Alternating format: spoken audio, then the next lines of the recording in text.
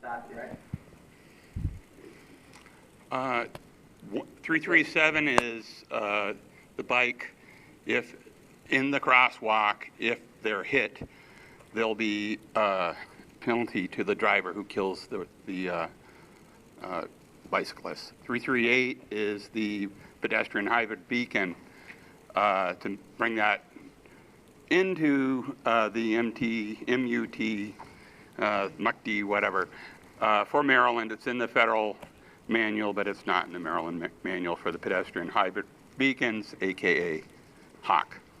So looking at the notes I have, we took no position on either. I can tell you that there was a letter, I think, John Morrison, you sent me the letter? You sent me the letter on hybrid, on the beacons, correct? And we responded to John's inquiry. I had SHA who had not, who had made, so we have government affairs persons in every business unit. And during session, depending on the business unit and where the priority is, that government affairs person responds to the bills. So we took no position on both bills. Position on the hybrid beacons is that we are working on it already, and there were parts of it that didn't mesh well with the MUTCD, the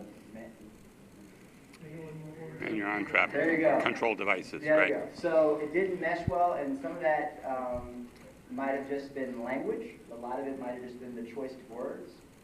There's been an argument, and we heard it again, that MDOT SHA doesn't communicate well, and that we don't necessarily communicate well on bills primarily.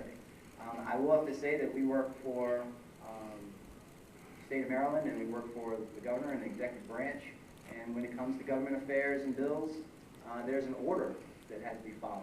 So sometimes if we don't respond quickly, it's not because we don't want to respond, it's just because things have to go up the chain of command like any organization and come back down the chain of command. And based on the timing of the legislature, it may not come back quickly enough for us to do any impact. Now, if there's a way to do, if there's ways to respond from my experience with the Electric Vehicle Infrastructure Council, you may not know about it, but that exists. We actually, if we want to have a shared conversation about bills with a Democratic dominated legislature and a governor that's Republican, we need to start early.